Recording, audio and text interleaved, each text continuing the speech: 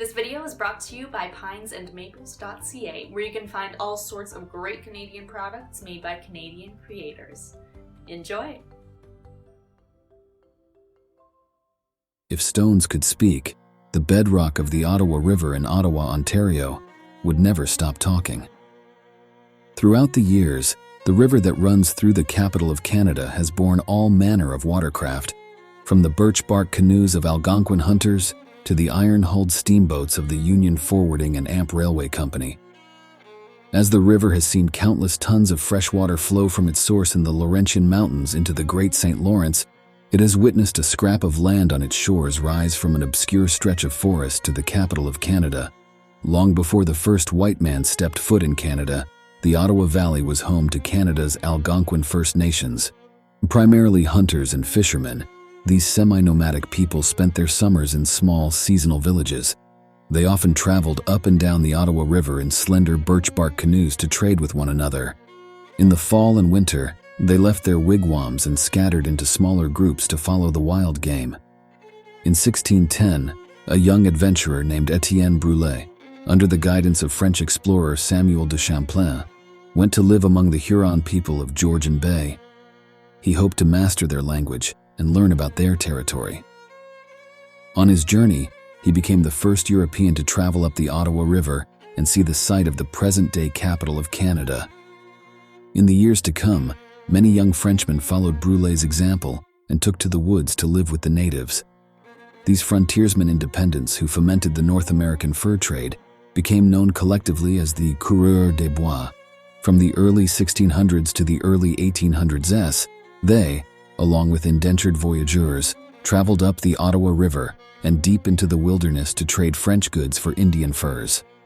In the mid-17th century, war broke out between French/Algonquin/Huron and Iroquois forces. Several skirmishes were fought along the shores of the Ottawa River. In the spring of 1649, 1,200 Iroquois warriors armed with Dutch firearms traveled up the Ottawa River and west into Huron territory. There, they massacred the Huron, along with several Jesuit missionaries, and drove the survivors north. In the early 1800s, the British Empire went to war with Napoleon's France. The British Royal Navy, short on ships, turned to the Ottawa Valley for quality timber. In no time, a small logging village called Wrightsville, named after founder Philemon Wright, sprouted on the river's shore. Huge timber rafts were assembled and floated down the river into the St. Lawrence and to Quebec City. In the wake of the War of 1812, the British government feared an American invasion. In the event that American forces took the southern section of the St. Lawrence River, the important route between Montreal and Kingston would be severed. As a precaution, the British planned to build a waterway linking the Ottawa River with Kingston. Lieutenant Colonel John By, a British Royal Engineer, was tasked with the canal's construction.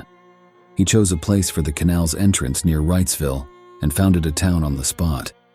The town, named Bytown after its founder, would one day become Ottawa, the capital of Canada.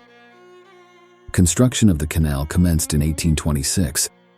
After 6 years, 822,000 pounds sterling, and nearly 1,000 dead workers, the canal was completed. The waterway, called the Rideau Canal, was 202 kilometers long and included sections of various rivers and lakes. Since the project was over budget, John By was retired without praise and recalled to London. According to local lore, his spirit may have returned to haunt Ottawa's very creepy Bytown Museum. That's a story for another time. On New Year's Day, 1855, Bytown was incorporated as a city and renamed Ottawa. Nearly 3 years later, on New Year's Eve, 1857, Queen Victoria was asked to select a capital for the British province of Canada. On the advice of John A. Macdonald, she chose Ottawa as the capital of Canada. Thanks for watching. If you enjoyed this video, please check out our website, pinesandmaples.ca, where you can find all sorts of great Canadian products.